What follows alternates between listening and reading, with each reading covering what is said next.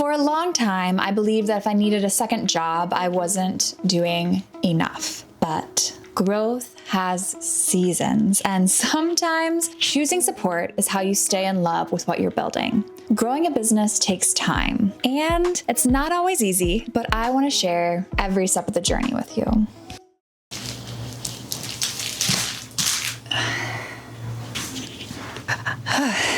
Hi. So none of this is clickbait. I did get a job.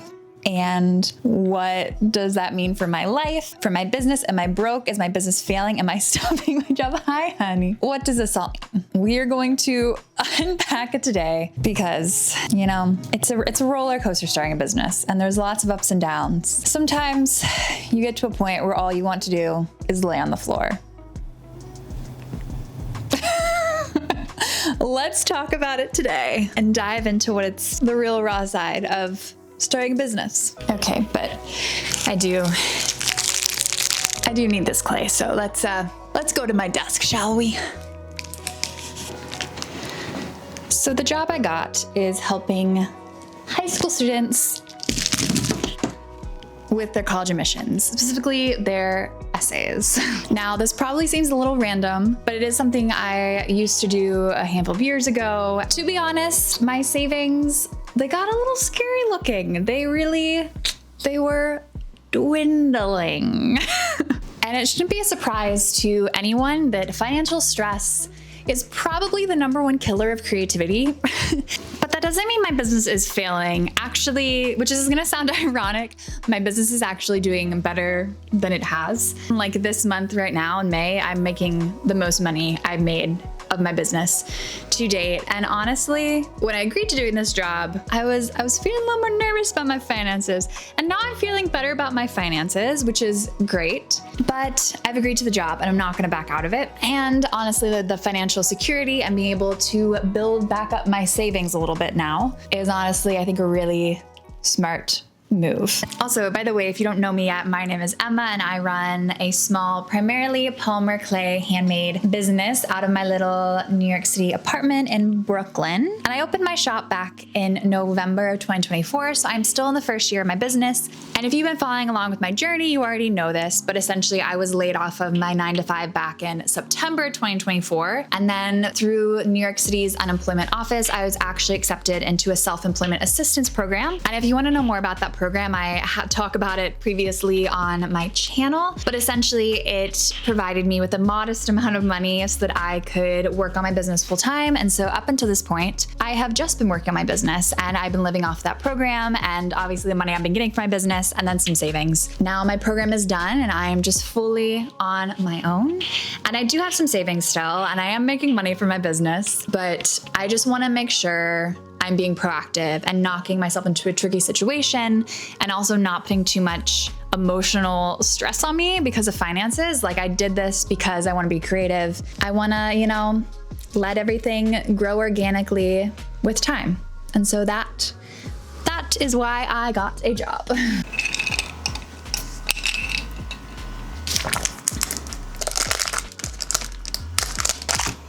In fact, today I am actually working on my biggest commission to date. Like, what? Plus, I've also started expanding my shop with print on demand and some other manufactured products because doing 100% handmade can be really hard and honestly not the most sustainable, both when it comes to just like your physical body and time and how much you can make, but also because you can only make so much hand good stuff, there's also like a cap kind of financially of where you can take your company. Plus it also allows me to bring more accessible, affordable, functional pieces to everyone. And it still has my art on it, so it still feels super personal and fun and on brand. And that, my friends, takes us into today's sponsor. Thank you, Printful, for sponsoring today's video. One easy, risk-free way for artists to build their company and help support themselves is using print on demand. Honestly, it is risk-free because there is no inventory that you have to store and no upfront costs. After I did my researching of all of the different print on demand companies, Printful was the one that I decided to go with, and then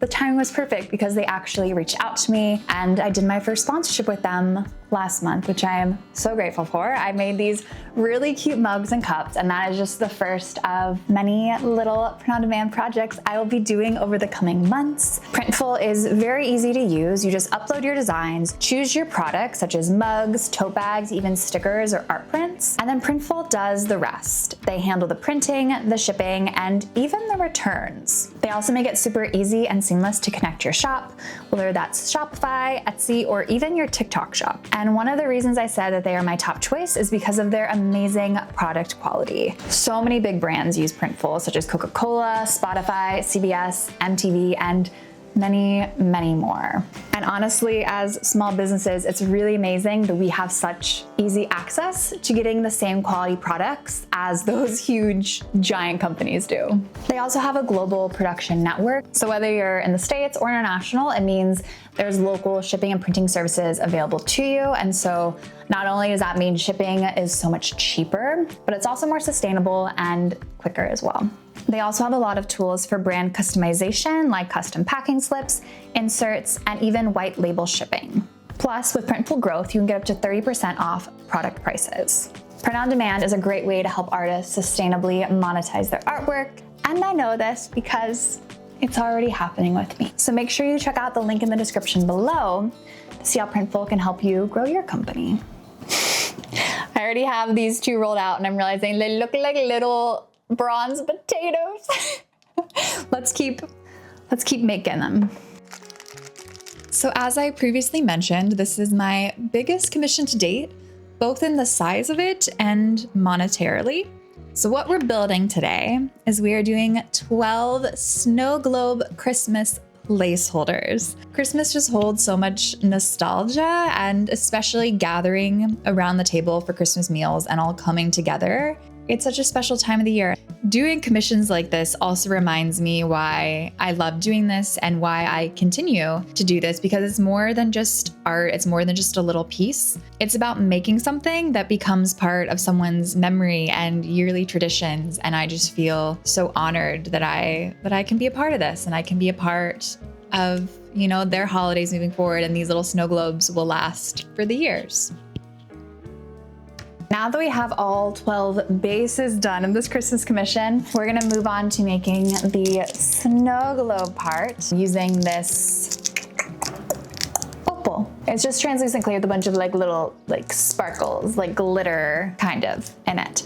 Honestly, it's kind of annoying to roll out because the glitter kind of makes the clay separate on itself a little bit, but it does look really nice. So we're gonna do that. And while we do this, let's talk more about the real reason I got a part-time job. By getting a part-time job now, this makes it much more sustainable for me to keep going. And then hopefully, once this gig is over in the fall, I'll be able to go back to just full-time with my small company. Because the one thing I don't want to happen is to have to get a full-time job, because then I don't know how I would do a full-time job in this at the same time, to be honest. That'd be way too much. So just a little part-time job. And the other thing that I don't want to happen is that I don't want to have to rush so much into my business that I burn myself out. And then after a year, I'm just I can't do it anymore. I want to make sure I'm growing at a rate that's sustainable and natural. And I don't in any way feel like getting a job is failing. In fact, I feel like it just shows my resilience more. I'm willing to do what it takes to eventually, have the life that I really want to have. And I know it's not going to happen overnight. I know that's not realistic. I'm not, expecting everything to just overnight change. And while I guess on one hand, it would be nice if my shop just blew up overnight and I started getting hundreds of orders, I also know that would be very overwhelming, because obviously as your shop grows, it just means there's more work, there's more expectations, there's more pressure. And by having a more slow, consistent growth over time, it's allowing me to adapt easier to it and not get so burnt out and not get so overwhelmed. And I don't know, I guess there's pros and cons to both, but just saying I'm okay with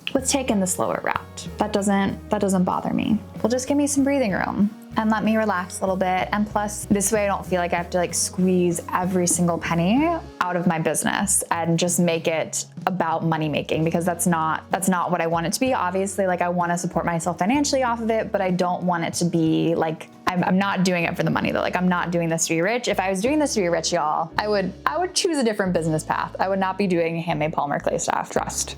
I'm doing this because I love it and I want to have a job that I love doing what I do every day. And I just want enough to live comfortably. Like that's literally it. I don't need a big fancy apartment or designer clothes. Like I'm good with my thrifted clothes. I'm good with my modest home. Like that's all I need. And I just want to be able to sustain it, you know? Plus, because the job is part-time and it's seasonal, there's like a contract window when I'm gonna be doing it. There's also a time when I know I'm gonna be returning back full-time to my business. And that's also really comforting too, to know that I will be going back to my little full-time business life in a handful of months. So, okay, but I've been rolling this one ball of clay for this whole time. I don't need to be rolling it this long. Let's make the other 11 of these. When you're starting a business, especially if you're doing it by yourself, it really is a balance of business and life and trying to figure out how to make it sustainable for yourself, both financially with your business and growing your business, but also taking care of yourself as a person, because at the end of the day, like, especially if it's a one-person business, like you are also the business and you have to take care of yourself. Asking for or getting support in whatever way that might look like for you is never a failure. And it's especially not a failure if you're taking steps to protect your creativity, your energy, your safety. And the fact that I've been able to sustain myself so far in my business, like that in itself is huge. It's really hard to get a business up and running. And could I, keep pushing full time? Sure, like I could probably pull it off, but does it feel smart or sustainable in the long term? I don't know. Like that just feels a little too risky right now. Plus, I'm not just getting any old part-time job. I actually really like this job. Essentially, I'm going to be helping students find their voice and learn how to tell their story and how to write that down. And it's very parallel to the kind of creativity I like to do in my everyday job here, Plus, honestly, sometimes stability creates more space for creativity than 100% freedom does.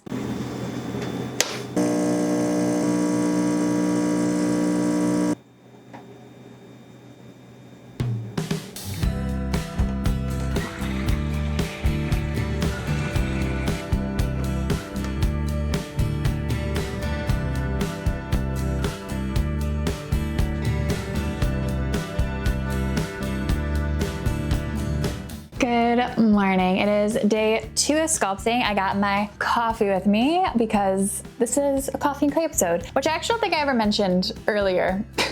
But it's just where we, have a little coffee chat and we drink coffee and sculpt with polymer clay. So that's what we're doing. I'm sure you've already caught on to that by now, but let's finish making this commission. Yeah? Okay, let's do it.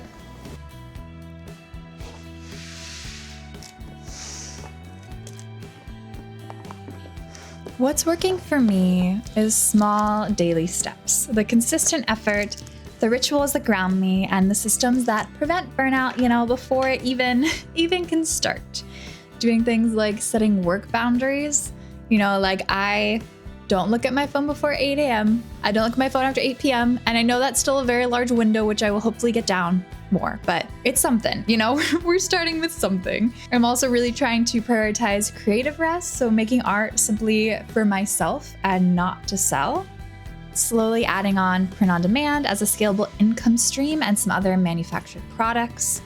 And also learning to say no to things that don't align with me.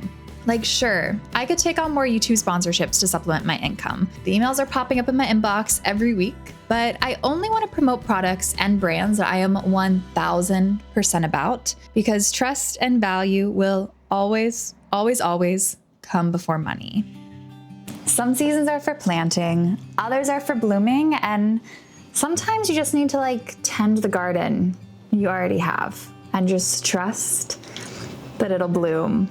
And the flowers will come, and the fruits of your labor will eventually appear, I know it's also easier said than done to trust that.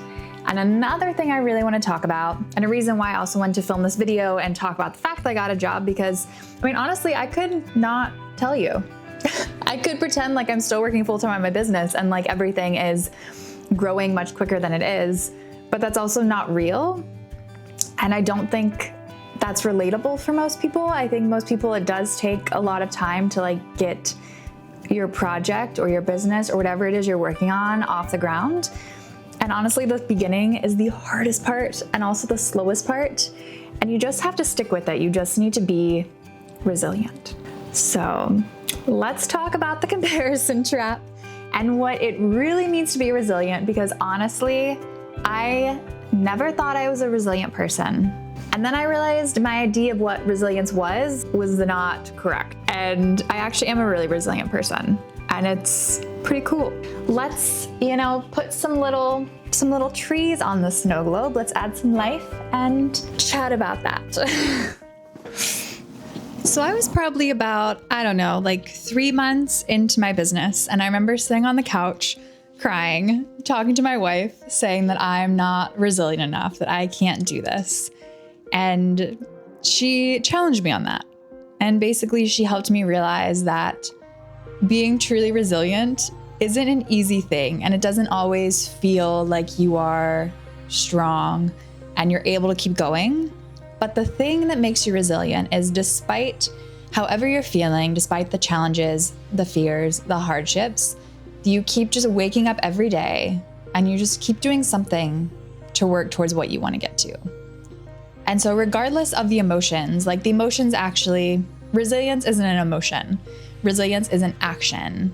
It's taking that step forward and realizing that through doing this, through every single day, just working on my business, even if I feel like it's not going to work, even when I feel terrified, even when I'm completely doubting myself, taking that action, that makes me resilient. Okay, we have all of these prepped and cut on the top. The reason I actually do that first is that sometimes it gets a little misshapen, so I want to be able to it's easier to reshape before you put all the little details on it. So we'll put on the trees next. But I'm just taking some Q-tips and some rubbing alcohol, and I'm just cleaning off some dust, especially because they are white and clear. Like any dust, you can see it. That's what I'm doing. Oh, social media, how I love and hate it. I feel like social media can be great for gaining inspiration and finding community, but it can also be really easy to fall into the comparison trap and to feel like you're behind, because most people share just the highlight reel and not all the stuff behind the scenes. Like that fourth wall isn't always removed, if you know what I mean. But every time I try to force myself to catch up to someone else's pace or try to achieve what I, in my brain, think they are achieving from what I see on the outside, I find that I lose my voice a little bit. I feel discouraged and I feel beaten down. And that's also why I believe it's so important to be fully transparent about all of the things we do to support our businesses and our dreams, even the steps like getting a second job, which some may perceive as failure or setbacks, but that I simply see as being resilient. Everybody's business journey looks different. Everybody's capacity is different. We're all dealing with many things, and there's so much going on in everyone's life beyond the business as well. Like we're all full humans with full lives. But I'm choosing to grow slowly, intentionally, and on my own terms. And even though some days I want to speed it up, I want to get to a future point quicker, I have to remind myself that what I'm doing right now is enough, and it's enough for me. And I just want us all to remember that we don't have to match someone else's timeline in order to be successful or proud of our progress. What matters is that we're showing up every day and we're getting a little closer to where we want to be.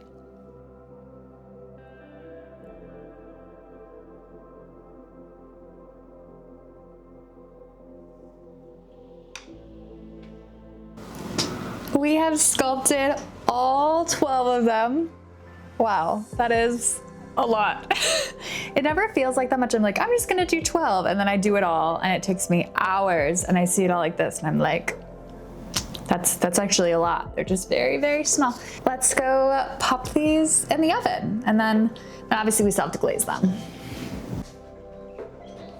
Working on this Christmas piece has me thinking a lot about rituals, the small, quiet things we do over and over that make us feel like we're at home. And for me, it's sitting down with my hands in clay. Rituals don't have to be big. And they honestly don't need to be aesthetic at all. It's about how it makes you feel, not how it looks from the outside. I've realized that growth in business works the same way. It's not about the big dramatic wins. It's about the little habits you build around your creativity. The holidays are all about nostalgia, slowness, reflection, and I want my business to carry that same softness all year round. Maybe that's what handmade is at its core, a quiet rebellion against rushing, a reminder to return to what feels like home. We are all done glazing. It did take 2 coats of UV resin to get them all coated. I don't know why, but certain clays are just kind of like harder for the UV resin to adhere to, and I find that this one with the glitter is a little harder. And I think it's just because there's the glitter in it, you know what I mean? So it's like not always quite as smooth. So I like to apply extra UV resin so it's extra smooth. I'm gonna let these sit here in the sun for the next day just to make sure there is 0 tackiness from the UV resin that's left, especially because I did 2 coats. So it just needs like extra long to like fully cure all the way through. So yeah, but I'm very happy with how they turned out. It was so fun to make. And it's also making me, even though it's like we're entering spring and summer, it's also making me excited for like the fall and winter. And just, it's been very nostalgic making them. And I just feel like so grateful that I get to do commissions like this. Like it's so amazing. Thank you so much for coming along on this journey with me. I've had so much fun making this commission. It's been so nostalgic. Just in case you are curious, I do have room to take on a limited number of commissions, a small number every single month. So if there's anything your heart's been dreaming of, you've been wanting to have made, feel free to reach out to me either by email or just DM me on Instagram, and we can work together to make your little clay dreams come true. Also, if you're curious to grow your shop with print on demand, don't forget to click the link below to check out Printful. Very excited to see where my life in this business is going to take me. It's going to be a roller coaster. We're doing a lot, and I feel so grateful, and I feel like taking the financial stress off of me really has like lifted a weight off me, because I don't have to worry about like, can I buy a latte today? I'm like, yeah, I can buy a latte today. I don't have to like budget so hardcore.